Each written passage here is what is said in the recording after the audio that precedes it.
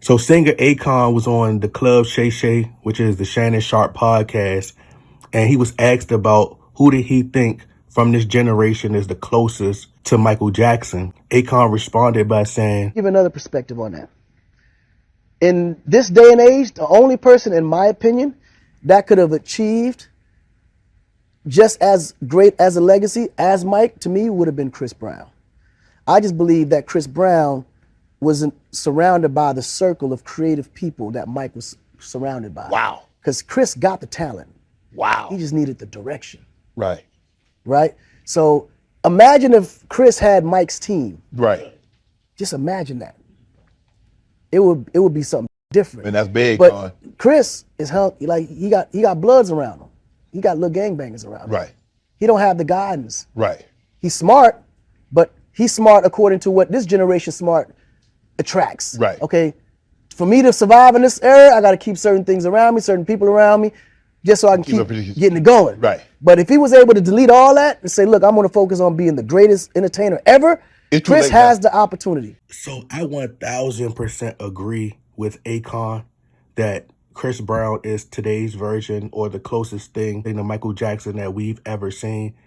You know, I grew up in my household, my mom and my dad, that's all they played was Michael Jackson. If we comparing catalogs in terms of, iconic hits, hits that you can play at any function that you go to. You can play Michael Jackson music if you go to a football game without taking the cursing out. You can play it at a basketball game. You can play it at a ball. You can play it at a homecoming dance. You can play it at your pet rally. You can play it at your prom. You could play his music in any setting. In any environment, you could play Michael Jackson. You go into a grocery store, they could play Michael Jackson. If you could make noise in the library, you could play Michael Jackson. They'll probably let you get away. If you in the library, you're supposed to be quiet in the library. But if you listen to Michael Jackson, they might let you get away with it for like at least 5 seconds. You probably at least get 10 seconds to listen to Michael Jackson. With Chris Brown, you get 2 seconds. Turn it off. With Michael Jackson, you can play him in the doctor's office. You can play him in the hospital. Anywhere you go, you can play Michael Jackson. They'll probably play Michael Jackson over the loudspeaker. Talent shows, every kid want to be like Michael Jackson. Michael Jackson, I think, is just on a whole nother stratosphere by himself. He's on a Mount Rushmore just by himself. But when we talking about a catalog for catalog, I don't think that Chris Brown is ready to step in that ring. That's a whole nother league right there. He spoke about how Chris Brown is affiliated with the gangs. He's affiliated with the gang culture, surrounded by the Bloods, so on and so forth. And I think that's what helps him appeal to the younger generation. And that bad boy image, he's also it's like a mixture between a Michael Jackson and a Bobby Brown. Females, they love the bad boy. Chris Brown understands that controversy sells, right? Hate or love a person, you still going to support that person. As the old saying is very cliche, but as they say, all promotion is good promotion. Chris Brown just came up during a perfect time, especially during the social media age. Dating the Karuchi trans of the world, his daughter doing TikToks. So he's constantly able to stay relevant because, in today's time, the marketing is much different.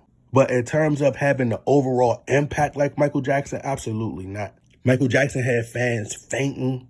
Michael Jackson had the moonwalk. Michael Jackson had the gloves. Even with the legendary outfits, those legendary iconic costumes that Michael Jackson wore. Just platinum outfits. He had so much originality. And then the impactful songs, them standout songs. You Are Not Alone, Black and White. I want to rock with you all night. That's you in the gruesome line. Michael Jackson had them pop hits. Chris Brown didn't have the Billie Jeans of the world. He didn't have the they don't really care about us. That everybody, white, black, Hispanic, everybody loved Michael Jackson, bro. Now, don't get me wrong. Chris Brown had some phenomenal music. Great, talented artist. Out of this world talent. The man could sing. He can dance his butt off. He could, he could draw. He could play basketball, paint, do all types of stuff. He's multi-talented. But to me, the comparison is like Jordan and Kobe. There are things that separated Kobe that made him appeal to this generation that didn't with Mike. See, with Kobe Bryant, he had the rape case, right? And everybody hated it. It's the same. It's a similar situation. He had the world against him. The whole perception and what you thought about Kobe had shifted. It changed. Kobe wasn't as likable anymore. He always had certain labels, and he couldn't erase his history because people held on to that until his passing. They didn't even want him to win no awards. But with Michael Jordan, he had the iconic Jordans, the tennis shoes. Michael Jordan's, his style. Everybody wanted to be like Mike. Same thing with Michael Jackson. Everybody wants to be like Mike. Chris Brown didn't have no memorable, iconic dance moves that's going to live on forever. In today's time, it doesn't require much to be a legend. So when Chris Brown, whenever he does take his last breath, God forbid, he's going to be 20 times bigger in death. Sadly, Chris Brown gets more hate than love. Even with Michael Jackson had, the molestation case. So they both had to go through their own trials and tribulations. They both had to battle adversity. So yes, I agree. And we talking about who's the closest, I got to go with Chris Brown. But will there ever be an artist that could go toe for toe? Will it ever be someone that could match? If they were to do a versus, Michael Jackson would win by a landslide. Why? Because Chris Brown's targeted audience is predominantly black people. With Michael Jackson, it's so diverse. Now, Chris Brown, I think, was trending in the right direction, right? I think we didn't get too many soulful years of Chris Brown, right? Like songs like, "Oh, I don't know your name, but excuse me, miss. I saw you from across the room." I was kind of upset when I seen his interview on the $1 Million Worth of Game because I would have much rather them listen to "Oh, excuse me, miss" song and dance to that than to dance to that Candy Rain song because it was actually Chris Brown's record. And I think that song is just as great as that song. Whenever that song "Oh Come On," I get chills because it reminds me back to that time when I was a kid. That first album is a great album. It's a great body of work. Now, I'm not saying all his other music is trash, but in terms of like soulfulness, it just don't compare. But it don't hit like that first album.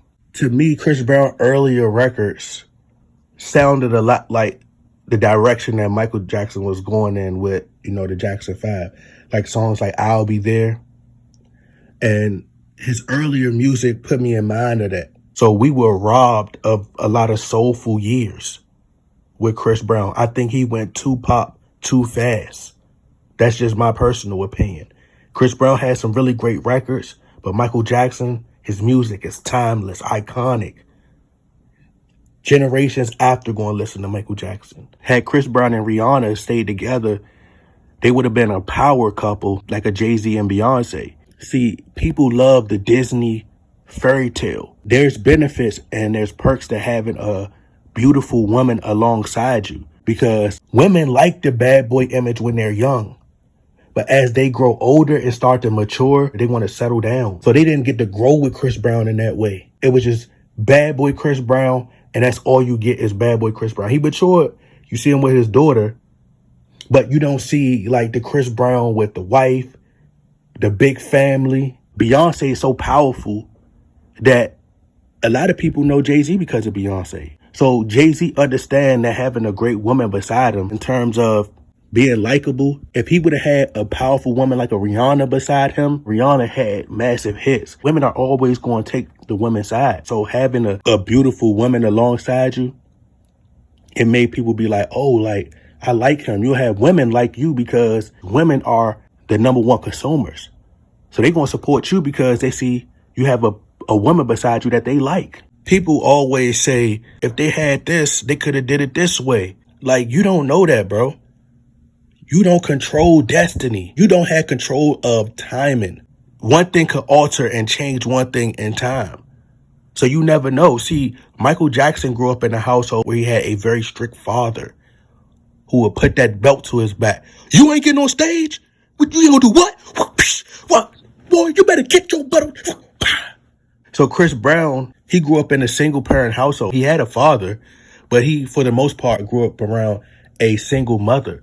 So his mother more than likely spoiled him, which reflected his behavior and why he acted out the way he did. You could tell that Michael Jackson grew up in a household where there was like just structure. You know, he did have a lot of guidance, but he had his father around him, putting him in place.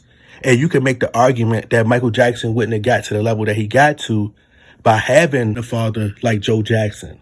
You know, I know a lot of people like to criticize Joe Jackson, but sometimes you need that belt to your butt, bro.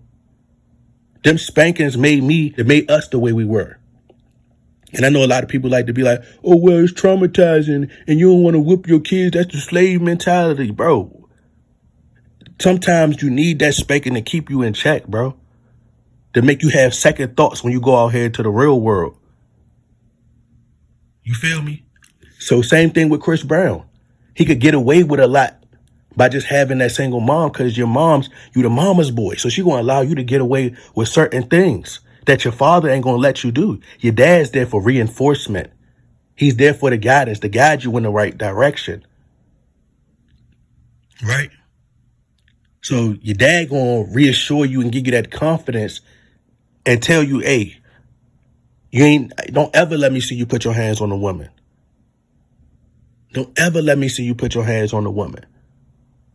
So your dad is there for reinforcement. Chris Brown, his dad wasn't in his life as much as Joe Jackson was.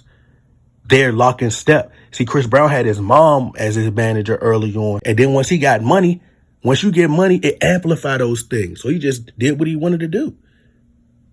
So he didn't have no one like a Joe Jackson. But I'm saying that to say this. So no matter if Chris Brown had the luxury of having Michael Jackson's team, that's not to say that if he would have had it, his career would have turned out exactly or turned out identical to Michael Jackson. The upbringing was different.